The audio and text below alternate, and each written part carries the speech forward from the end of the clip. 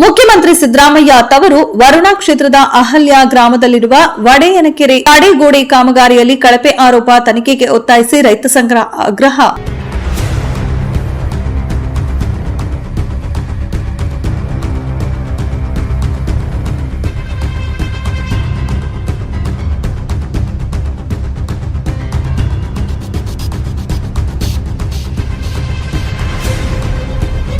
ಹೌದು, ಕರ್ನಾಟಕ ಸಿಎಂ ಸಿದ್ದರಾಮಯ್ಯನವರ ತವರು ಕ್ಷೇತ್ರದ ಅಭಿವೃದ್ಧಿಗೆ ಅದೆಷ್ಟು ಕೋಟಿ ಅನುದಾನ ಕೊಟ್ಟರೂ ಸಿದ್ದರಾಮಯ್ಯ ಅವರು ನೀಡಿದ ಅನುದಾನವನ್ನ ಅಧಿಕಾರಿಗಳು ದುರ್ಬಳಕೆ ಮಾಡಿಕೊಂಡು ಅತಿಯಾದ ಭ್ರಷ್ಟಾಚಾರ ಮಾಡಿದ್ರ.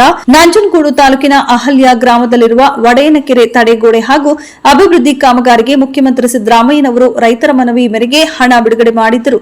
ಸಣ್ಣ ನೀರಾವರಿ ಮತ್ತು ಅಂತರ್ಜಲ ಅಭಿವೃದ್ಧಿ ಇಲಾಖೆ ಅಧಿಕಾರಿಗಳು ಹಾಗೂ ಗುತ್ತಿಗೆದಾರರು ಕಳಪೆ ಕಾಮಗಾರಿ ಮಾಡಿದ್ದು ಗುತ್ತಿಗೆದಾರರನ್ನ ಕಪ್ಪು ಪಟ್ಟಿಗೆ ಸೇರಿಸಿ ಸಂಬಂಧಪಟ್ಟ ಅಭಿಯಂತರದ ಮೇಲೆ ಸೂಕ್ತ ಕ್ರಮ ಕೈಗೊಳ್ಳಬೇಕೆಂದು ಕರ್ನಾಟಕ ರೈತ ಸಂಘ ಮೈಸೂರು ನಜರ್ಬಾದಿನ ಸಣ್ಣ ನೀರಾವರಿ ಮತ್ತು ಅಂತರ್ಜಲ ಅಭಿವೃದ್ಧಿ ನಿಗಮದ ಕಾರ್ಯಪಾಲಕ ಅಭಿಯಂತರ ಕಚೇರಿ ಎದುರು ಪ್ರತಿಭಟನೆ ನಡೆಸಿದರು. ಇದೇ ಸಂದರ್ಭದಲ್ಲಿ ಮಾತನಾಡಿದ ಕರ್ನಾಟಕ ರೈತ ಸಂಘ ಮೈಸೂರು ಜಿಲ್ಲಾ ಪ್ರಧಾನ ಕಾರ್ಯದರ್ಶಿ ಹಿಮ್ಮಾವು ರಘು ಹಾಗೂ ನಂಜನಗೂಡು ತಾಲೂಕು ರೈತ ಸಂಘದ ಅಧ್ಯಕ್ಷ ಸತೀಶ್ ಅವರು ಮಾತನಾಡಿ ಪ್ರತಿಭಟನೆಯ ಬಗ್ಗೆ ವಿವರಿಸಿದರು. ನಂಜನಗೂಡು ತಾಲೂಕು ಚಿಕ್ಕಂಚೇತ್ರ ಹೋಬಳಿ ಮುಖ್ಯಮಂತ್ರಿಗಳ ಕ್ಷೇತ್ರ ವರುಣಾ ಕ್ಷೇತ್ರ ಅಹಲ್ಯ ಗ್ರಾಮಕ್ಕೆ ನಮ್ಮ ಒತ್ತಾಯದ ಮೇರೆಗೆ ಮಾನ್ಯ ಮುಖ್ಯಮಂತ್ರಿಗಳು ಕೋಟ್ಯಾಂತರ ರೂಪಾಯಿ ಅನುದಾನವನ್ನು ಕೊಟ್ಟರು. ಅವರಿಗೆ ಶ್ಲಾಘನೀಯ ಮೊದಲನೇದಾಗಿ. ಯಾಕೆಂದರೆ ಅನುದಾನನೇ ಇಲ್ಲ ಅಂದ್ಕೊಂಡು ಭಯಪಡ್ಕೊಳ್ಳೋಂಥ ಪರಿಸ್ಥಿತಿನಲ್ಲಿ ಕೋಟ್ಯಾಂತರ ರೂಪಾಯಿಗೆ ಅನುದಾನನ ಹಾಕೊಟ್ಟವ್ರೆ. ಈ ಕೋಟ್ಯಾಂತರ ರೂಪಾಯಿ ಅನುದಾನ ಹಾಕೊಟ್ಟಿದ್ರೆ ಈ ಅಧಿಕಾರಿಗಳು ಹಳೇ ಏನೋ ಚರಂಡಿಗಳಿತ್ತು, ಆ ಬ್ಯಾಗ್ಸ್ ಇತ್ತು, ಅದಕ್ಕೆ ತೇಪೆ ಹಾಕ್ಬಿಟ್ಟು ಕೋಟ್ಯಾಂತರ ರೂಪಾಯಿಗಳನ್ನು ಲೂಟಿ ಹೊಡೆದಿರ್ತಕ್ಕಂಥದ್ದು. ಇನ್ನೂ ಅನೇಕ ಕೆಲಸಗಳು ಕೂಡ ಅದೇ ರೀತಿ ಮಾಡವ್ರೆ. ಈ ಮೈನರ್ ಇರಿಗೇಷನ್ನು ಸಣ್ಣ ನೀರಾವರಿ ಇಲಾಖೆ ಅಧಿಕಾರಿಗಳು AEE ಮತ್ತು ಈ EE ಅವರು ಎಕ್ಸಿಕ್ಯೂಟಿವ್ ಇಂಜಿನಿಯರ್ ಅವರು ಬರದೇ ಇರೋದನ್ನು ನೋಡಿದ್ರೆ ನಮಗೆ ಅವ್ರ ಮೇಲೂ ಕೂಡ ಅನುಮಾನ ಕಾಡ್ತಾ ಇದೆ. ಅಧೀಕ್ಷಕರೇ ಆಗಲಿ ಯಾರೇ ಅಧೀಕ್ಷಕರು ಒಳಗೆ ಅವರೇ ನೋಡಿ, ನಮ್ಮನ್ನು ಹೋರಾಟನ ಹತ್ತಿಕ್ಕಬೇಕು ಅಂತಕ್ಕಂಥ ಉದ್ದೇಶ ಇಟ್ಕೊಂಡು ಕಾರಣ ತಂದು ಮುಂದಕ್ಕೆ ನಿಲ್ಸ್ಕೊಂಡವ್ರೆ. ಮತ್ತು ಹೋರಾಟ ಸ್ಥಳಕ್ಕೆ ಬಂದು ಏನಾಗಿದೆ, ಕೆಲಸ ಕಳಪೆಯಾಗಿದೆಯಾ, ನಾವು ಪರಿಶೀಲನೆ ಮಾಡ್ತೀವಿ, ಬರ್ತೀವಿ ಅಂತಕ್ಕಂಥ ಮಾತನ್ನು ಅವ್ರು ಹೇಳ್ತಾ ಇಲ್ಲ. ಮುಖ್ಯಮಂತ್ರಿ ಕ್ಷೇತ್ರ, ಮುಖ್ಯಮಂತ್ರಿಗಳ ಹೆಸರಿಗೆ ಮಸಿ ಬಳಿತಕ್ಕಂಥ ಕೆಲಸವನ್ನು ಇವರು ಮಾಡ್ತಾವ್ರೆ.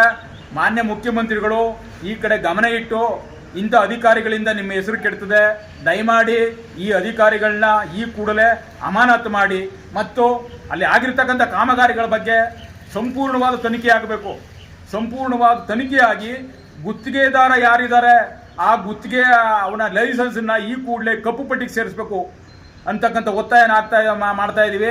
ನನ್ನ ಹೆಸರು ಹಿಮ್ಮಾವು ರಘು, ಕರ್ನಾಟಕ ರಾಜ್ಯ ರೈತ ಸಂಘ ಹಾಗೂ ಹಸಿರು ಸೇನೆ. ನನ್ನ ಹೆಸರು ಸತೀಶ್ ಅಂತ, ನಂಜನಗೂಡು ತಾಲೂಕಿನ ರೈತ ಸಂಘದ ಅಧ್ಯಕ್ಷರಾಗಿದ್ದೀನಿ. ನಮ್ಮ ಮಾನ್ಯ ಮುಖ್ಯಮಂತ್ರಿಗಳ ಕ್ಷೇತ್ರ ಅದು ಕಡೆಯ ಗ್ರಾಮ ಅಹಲ್ಯ ಗ್ರಾಮ. ಅಹಲ್ಯ ಗ್ರಾಮದಲ್ಲಿ ಒಡೆಯನಕೆರೆ ಅಂತ ಇದೆ, ಒಡೆಯನಕೆರೆ ಮತ್ತು ಬೀರಪ್ಪನ ದೇವಸ್ಥಾನ ಇದೆ. ಮಾನ್ಯ ಮುಖ್ಯಮಂತ್ರಿಗಳು ಆ ಕ್ಷೇತ್ರಕ್ಕೆ ಒಂದು ಸ್ಥಳಕ್ಕೆ ಬಂದಂಥ ಸಂದರ್ಭದಲ್ಲಿ ಹೆಚ್ಚಿನ ಅನುದಾನವನ್ನು ರೈತ ಸಂಘಟನೆ ಕೇಳ್ಕೊಂಡಂಥ ಸಂದರ್ಭದಲ್ಲಿ ಹೆಚ್ಚಿನ ಕೋಟ್ಯಾಂತರ ಅನುದಾನವನ್ನು ಅಲ್ಲಿಗೆ ಹಾಕಿದ್ದಾರೆ.